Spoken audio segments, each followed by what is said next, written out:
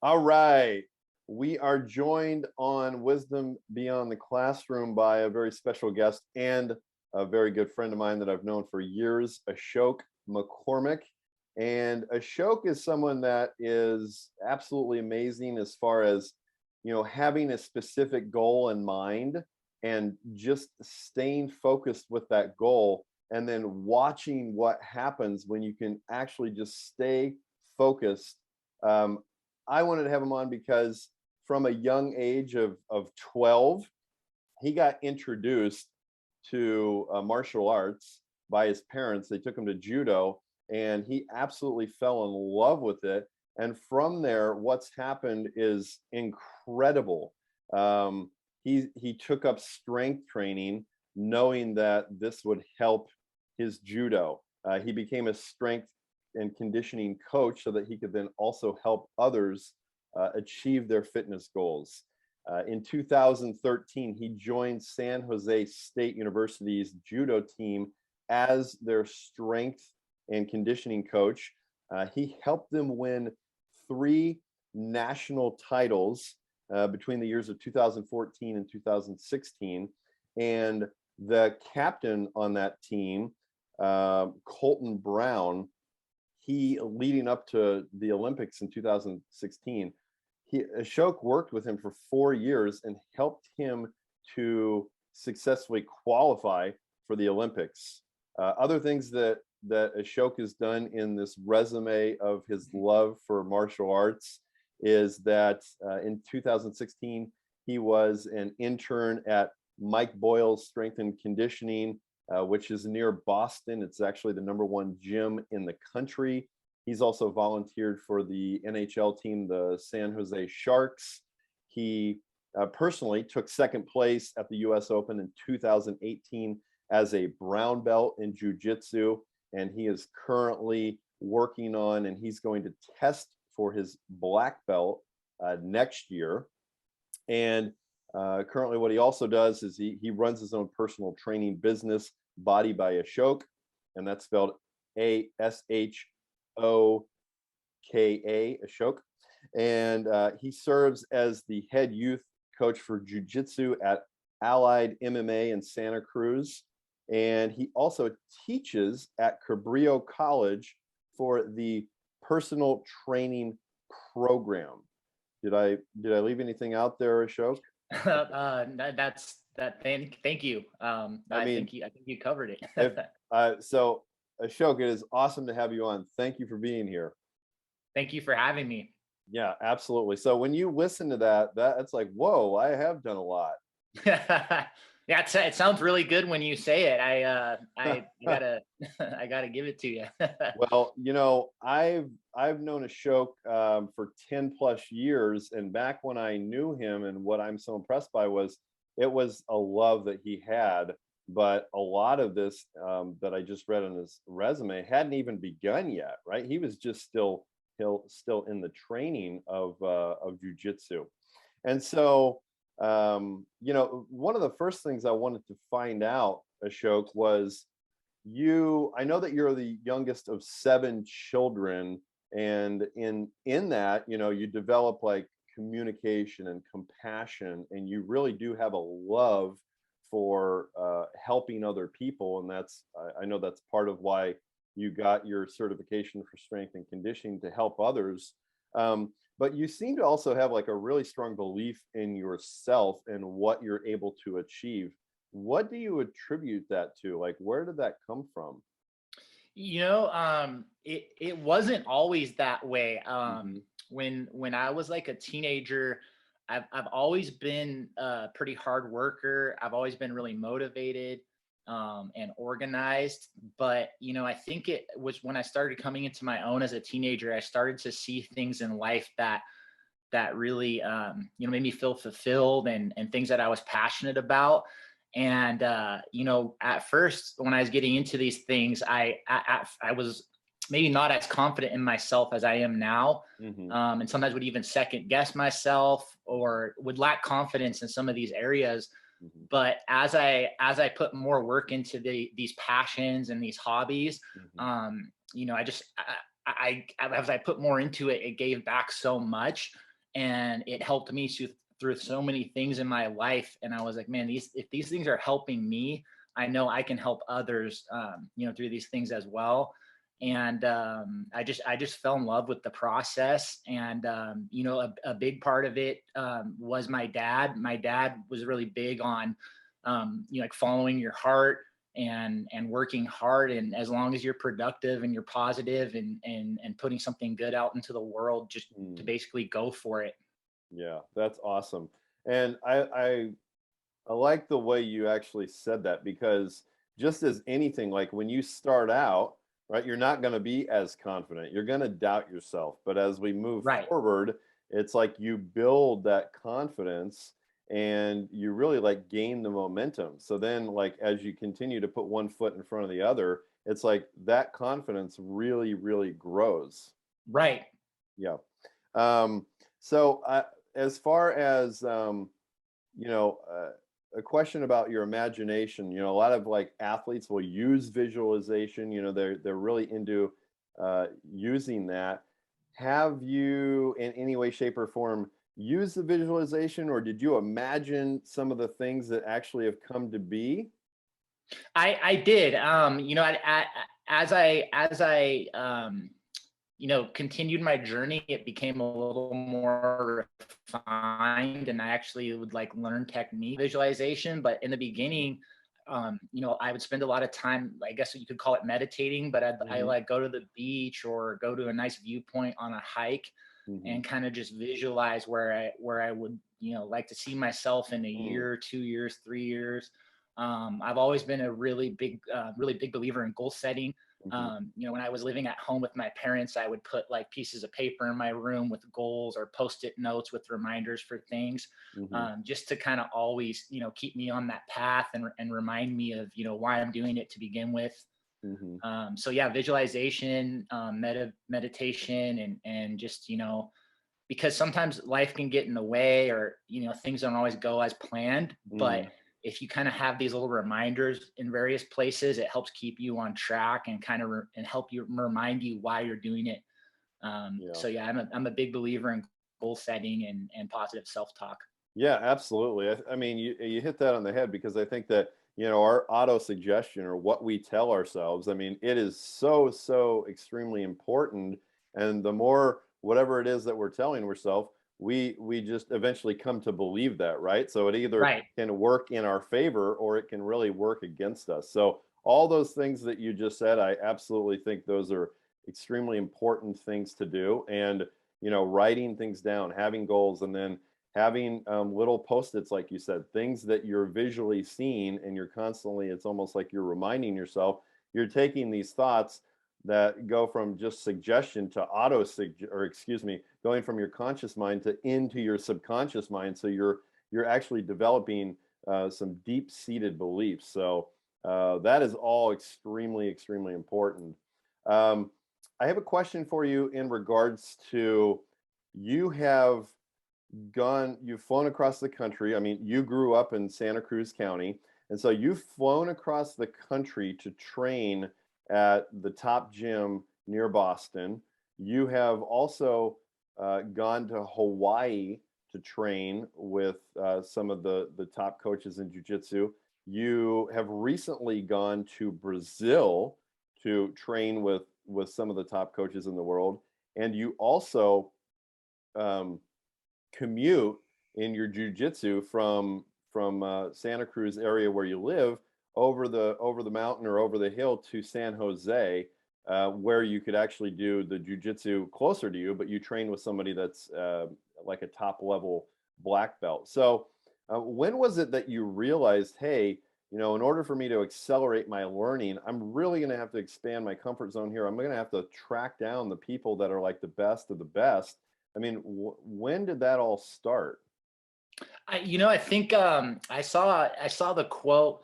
It's that, I've seen multiple interpretations of it, but there's that quote, like, if you want to be the best, you have to surround yourself with the best. Totally. And even if you maybe don't reach the level of some of these, really high level mentors Mm, that you seek out, I think at a minimum, you're going to accelerate your learning, and just getting used to putting yourself in uncomfortable situations. mhm, That's something I used to avoid when I was like a young teenager. mhm, But as I grew up and went through various experiences, I realized that in order to get better at anything, you have to put yourself in uncomfortable situations. mhm. And a lot of that comes from jujitsu, because jujitsu itself as a martial art puts you in a lot of uncomfortable positions Yeah. and situations. So just always kind of, having the mindset that I want to grow and evolve, and not being afraid of failure, because that Mm, was another thing that was almost crippling to me until I was mm, like 16 or 17. Was I was so worried about what other people thought, or what if mhm, it doesn't work out. mhm, But then as I meet these people, I realize they went through a lot of trials and errors and failures themselves, but mm, not to avoid that, but to actually seek it out. mhm. Yeah, absolutely. And did you have any obstacles as far as when you reached out to these people?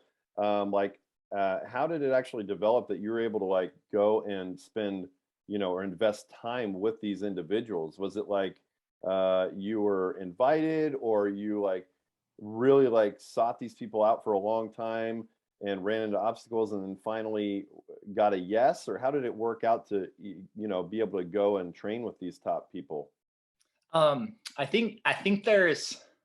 I think there's two parts to it. So the first part is, when I joined the martial arts, because I started in judo first initially, Mhm, as a kid, and then eventually transitioned over to jujitsu. But mhm, the martial arts community is really strong, nationally, internationally, but here in the Bay Area. mhm, And so you meet a lot of people, you get mhm, comfortable talking to different people from various schools, and kind of just putting yourself out there. mhm, And I was able to take that into other areas of my life that maybe weren't even related to martial arts. But mm, because naturally I'm more of an introverted person, mm, and was very shy even until like my early 20s. mhm, But it's kind of goes back to putting yourself in uncomfortable situations. Is mhm, like, I realized, well, what if I ask somebody, if I can come visit their gym, or email them a question? What's the worst that can happen? They don't mm, get back to you, or they say no.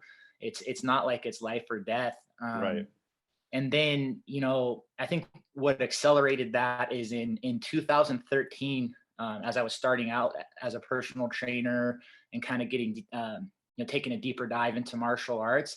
Mhm, I was like 22 years old, and I had lost one of my sisters. And mm, um, I think that just, it took away a lot of the fear I used to have, because I mm, I, I kind of would repeat that mantra, like, hey, it's not life or death, and as long as I'm not putting myself in like danger or any super risky situations, like what's the worst that can happen? Somebody says no, or something doesn't work out. Like, you can always try.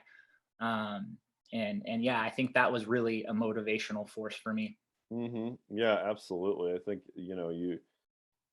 you said a lot with that. It's not life or death, and you're already putting yourself in situations where, you can get choked out or, punched or kicked in the face.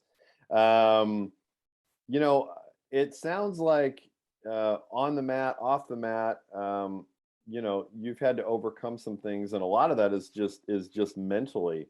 Um, I'm curious. Have you ever read the book Think and Grow Rich, the Napoleon Hill book? So I have not read that book, but I've written down a lot of quotes from the book. Okay.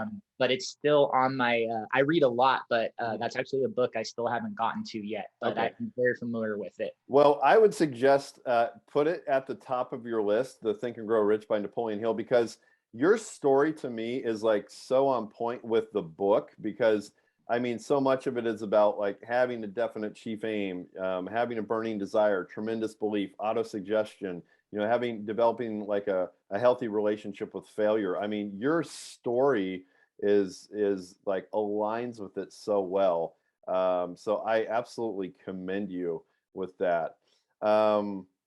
What I'm curious, like what martial arts has taught you, how, I'm sure it's taught you a few things, but I want to know what it's taught you, how it's developed and strengthened your mind and really just built your character. Like you said, there's a lot of things that I can attribute to martial arts, but some of the big rocks that are some of the low hanging fruit that I can kind of think of right off the top of my head would just be discipline. Mm, I think martial arts teaches you, and pretty quickly too, even a few months into your training when you're first starting out, that you've got to be disciplined. Like, you mm, got to show up to class, you got to learn how to tie your belt. You've got to do your repetitions. You got to eat well before training and after mm, training. I also think it develop a healthy ego because, of course, you do need some level of ego in life, but I think a lot of people have an unhealthy relationship with their ego. mm, And I think that martial arts kind of puts you in check a lot. So mm, while it instills self-confidence, it also teaches you to respect your opponent, and learn through failure, and it humbles you, but at the same time it humbles you, it encourages you to grow and to get better. mm, So I've always really loved the balance of self-discipline and a healthy relationship with ego. And then yeah, just it's taught me to not be scared of failure, and to, I mean, of course we're all scared of failure to an extent. I mean, I mm, still to this day there's things that scare me, but like I said, it used to paralyze me. mm, I was so worried about failing, or what other people thought. And with mm, martial arts, it's just like, grab your lunch pail and show back up, mm, and keep putting work in. And I also, I'd say the biggest thing that martial arts taught me is to be a lifelong learner. mm, Because even when you get your black belt or when you win a tournament, there's always more to learn. mm, So I kind of like, there's a quote basically about having a white belt mindset for life. And that mm, just means that, each rank, each belt that you achieve, or each accomplishment that you achieve, to always kind of go back to that idea of beginner's mind, and constantly trying to improve and learn. And that's what keeps it fun too, because sometimes you are getting, beat up, and sometimes you're sore, and sometimes you're not motivated to go and train, but I'm always motivated to learn and try to better myself. Wow, that was an outstanding answer.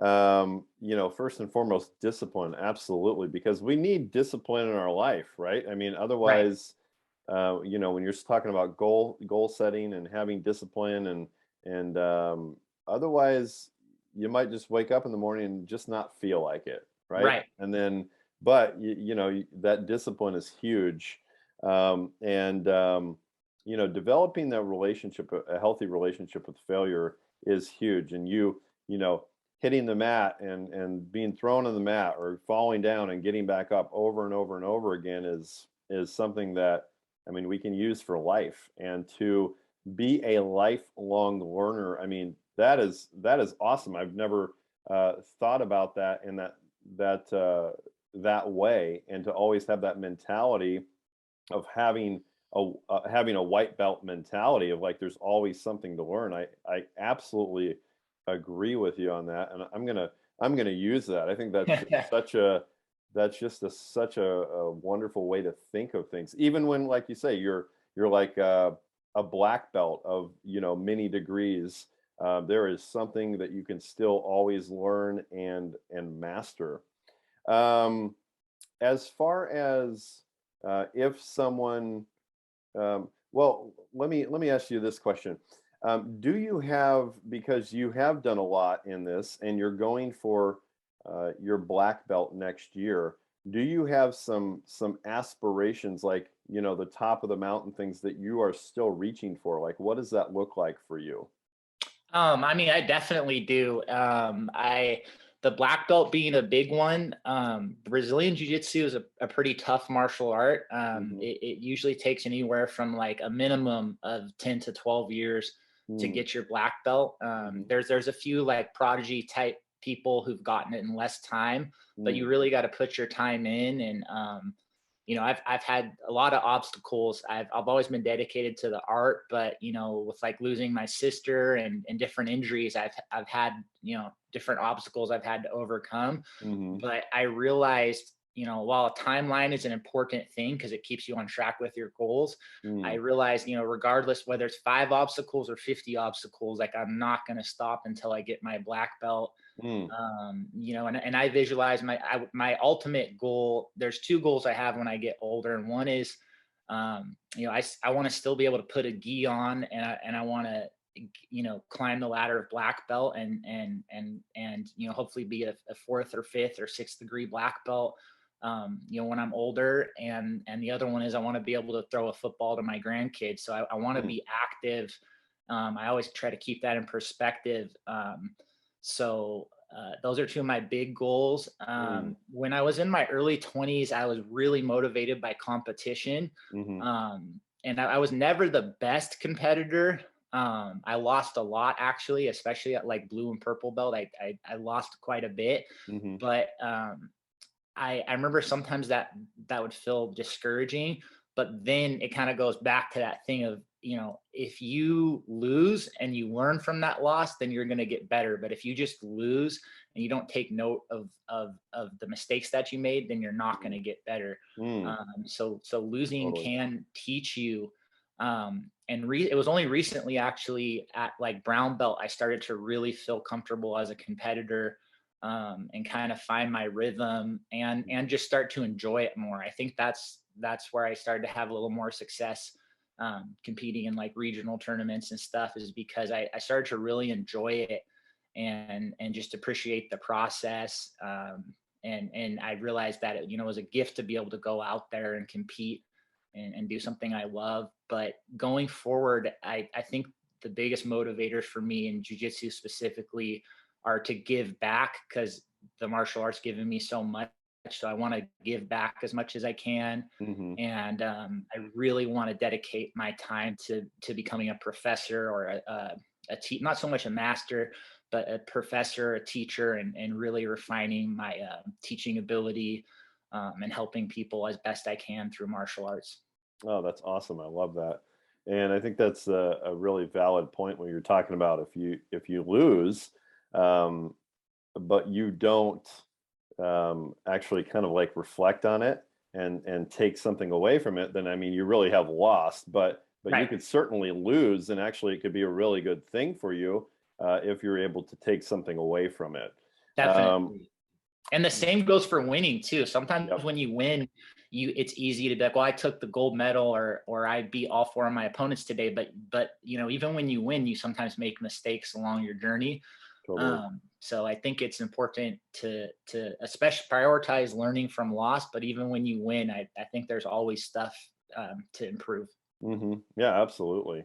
What would you say to somebody that had a inclination to perhaps try out martial arts, and what would your thoughts be on that?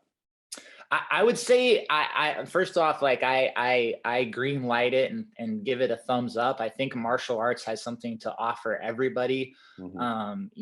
Whether you just want to do it to get in shape, or you want to learn self defense. I think it can also really help people with their. I would say whatever type of martial art you try out, to maybe do a little bit of research before you go and attend a class at a school, and Mm. just to kind of make sure it's a good fit for you. Hmm.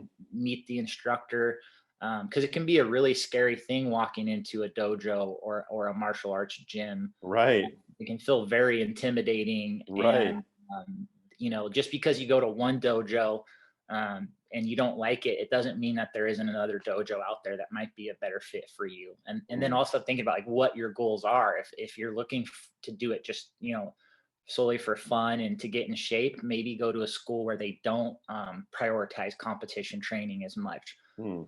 Or if you're thinking you want to be like the next world champion, then you should probably go to a school where they've produced some world champions. Mm. But I think it truly does have something for everyone. I've seen so many different people from various walks of life do martial arts. And it's amazing because even like, at the school I train at on any given day, there'll be a sheriff on the mat, there'll be college professors, people that work in tech, like people from all aspects of life, social, Right. economic backgrounds, and Right. everybody's just working together, trying to get better. And the thing I love about martial arts, I've been thinking about this a lot over the last couple of years, is, in the United States right now, things are very polarized, and there's a lot of disagreements and labels. But what I love about martial arts, at least on the mat and in the dojo, there's not a whole lot of that. It's you get people that would maybe never interact otherwise, wrestling with each other or holding mitts for each other and interacting like that on a human to human level. And I think that's one of the most powerful things martial arts has to offer. Yeah, absolutely. I totally agree.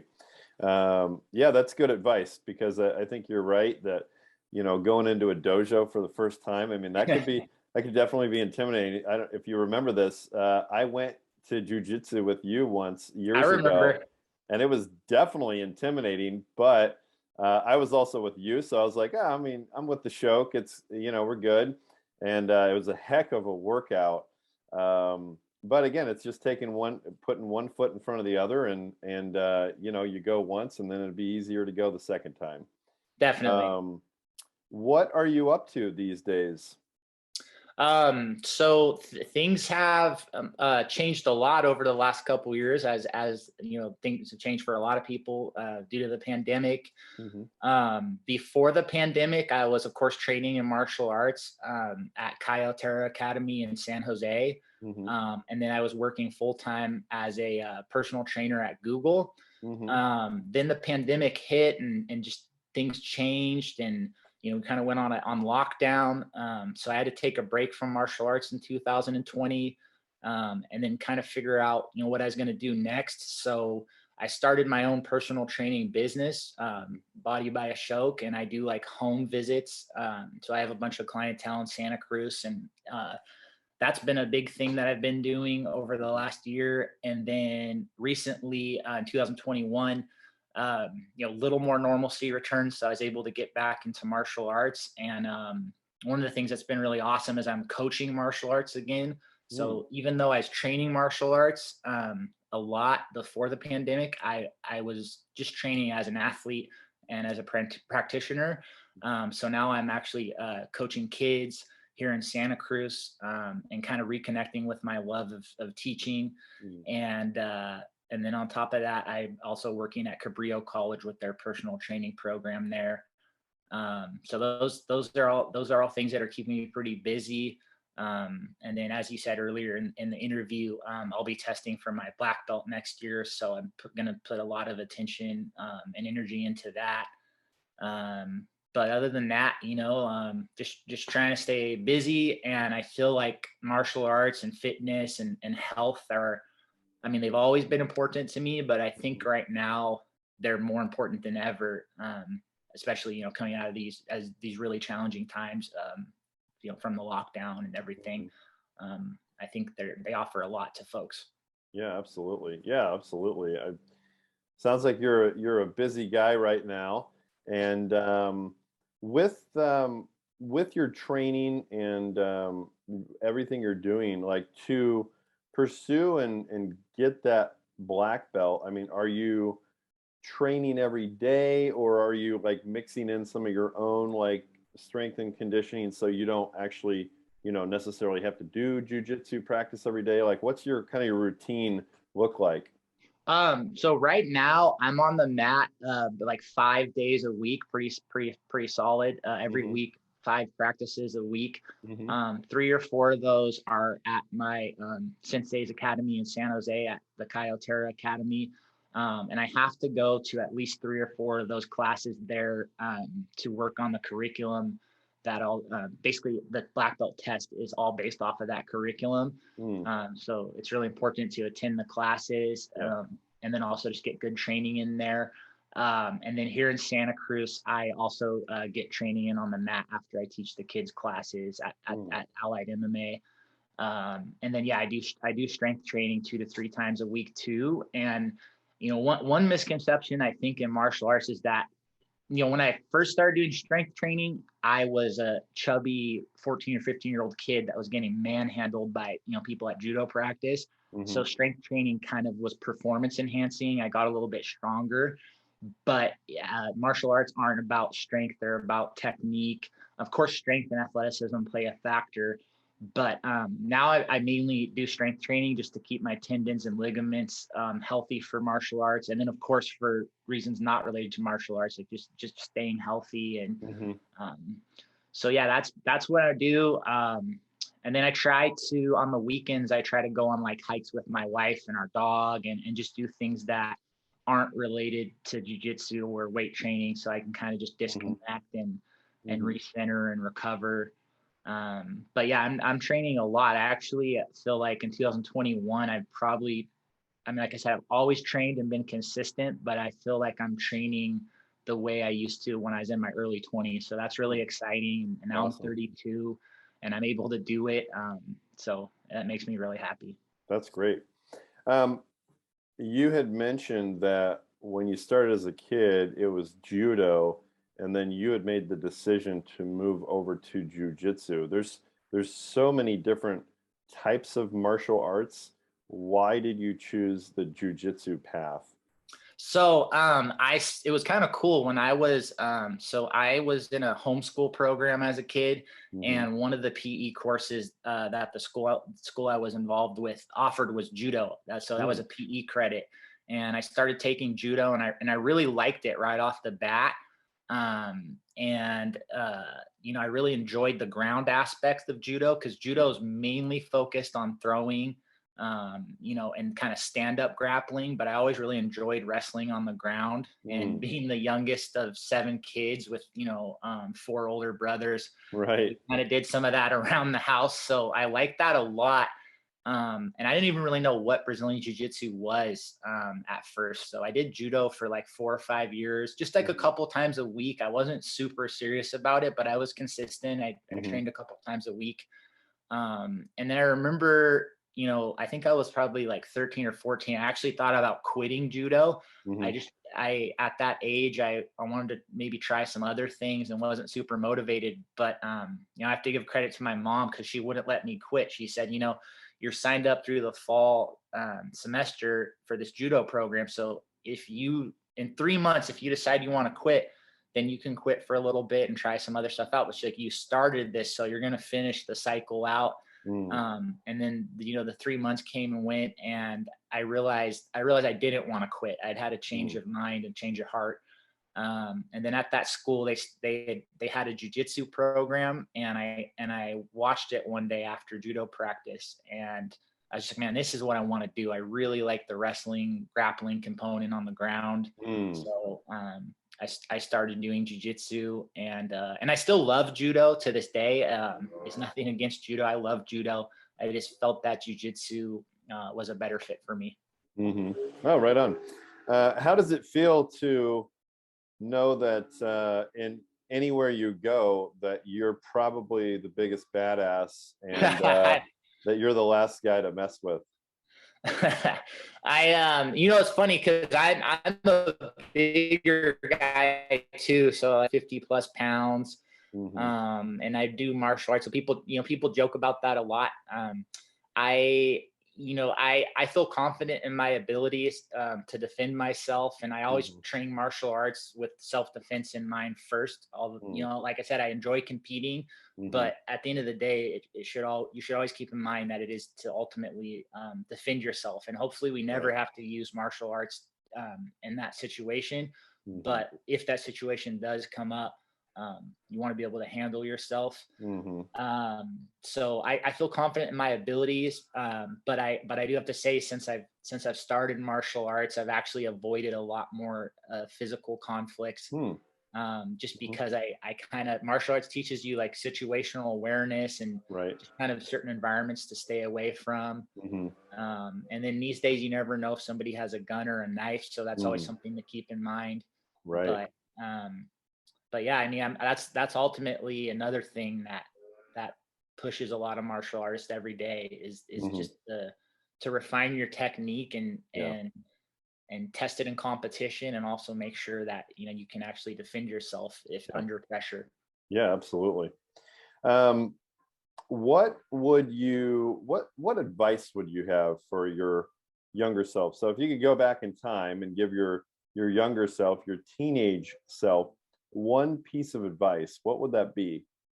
I would say that there's a Steve Jobs quote actually that I really like, and it's a kind of a lengthy quote, but the meat and potatoes of it is that a lot of people live with dogma, which is the results of other people's thinking. Hmm. And I think until I was like in my early 20s, I really was worried about what other people thought about what I was doing, and like so concerned about people's opinions or input. And again, Mm-hmm. input and opinions are valuable, but there's always going to be, some people call them haters or naysayers. But I think if deep down it's something that makes you happy and that it's something that you believe in yourself deeply, I think you just got to go for it and Mm. and believe in yourself and reflect on why you're doing it. Because I think a lot of times we do things in life, but we don't remind ourselves of the why, like what's behind it, like why Hmm. is anybody doing any particular thing, whether it be a sport or a job. I think it's really important to have a strong why, and Mm. I've never lost track of that. So, long story short, I would just say to believe in myself a little bit more would be Yeah. my advice to my younger self. Yeah, right on. Yeah, that's extremely good advice because I think that that seems to be something we develop as we get older, but definitely when we're young, we certainly do care a lot about what other people think about us, or at least Right, I did. Um, and so to actually just like, you know, put yourself first as far as like whose opinion matters, and to right. absolutely 100% believe in yourself. I think that's tremendous advice. And it So, goes back to surrounding yourself. Earlier in the interview we were talking about surrounding yourself. If there's whether you want to be an artist, a baseball coach, a teacher, an engineer, mhm, martial artist, etc., to surround yourself with people who are really good at what they do. But also mhm, you'll find, if, for example, like if you want to be the best baseball coach in the world, or be the best martial arts instructor you can be, you need to go get advice from people who've done that successfully. Because a lot of mhm, times I respect opinions if people have experience in that particular thing, but totally. sometimes people have an opinion on something they've never even done, or maybe they have their own insecurities or doubt with that thing. So I think that's another benefit of surrounding yourself with people who are really good at what they do, in Yeah. the thing that you're going after. Yeah, absolutely. That is also tremendous advice because everybody has an opinion, right? Mhm. But until you're actually surrounding yourself with the people that have been in the ring, so to speak, Mhm. and in the area that you want to excel in, I mean, the other people's opinions really don't matter that much, right? Right. And so I think that's really good advice. I mean, surround yourself with people that are going to bring you up to the next level, that do have experience in what you want to accomplish. Right. Absolutely. And in saying that, surround yourself with people that believe in you also. Right. 100%. Yeah, that's huge. Um, so where can people find you, Ashok, if they want to track you down and maybe get some training from you, or maybe they just say, hey, this is a great guy, I want to be friends with him? The best place to find me would be on Instagram at Body by Ashok. So BODYBY, and then my name ASHOKA. Mhm, That's my professional profile mhm. for fitness related services. And then I also have a personal Instagram, my first name again, so Ashok underscore trains, TRAINS. Right Um, on. I do have a website, but it's currently, I'm working on some things and kind of going to relaunch it Mhm. next year. But the Right on. website is www.bodybyashok.com. Okay, right on. So go to Instagram if you want to track him down. He's got two handles there, and sometime in 2022, website will be back up and running. So Ashoka, it has been awesome to have you on. You absolutely embody everything that this podcast, Wisdom Beyond the Classroom, stands for. And so thank you so much for being on here. And just as a friend, it's an honor to be your friend, and I am absolutely proud of you and everything you're doing. Thank you so much, Ryan. I really appreciate you having me on the show, and it was really awesome talking with you. Absolutely.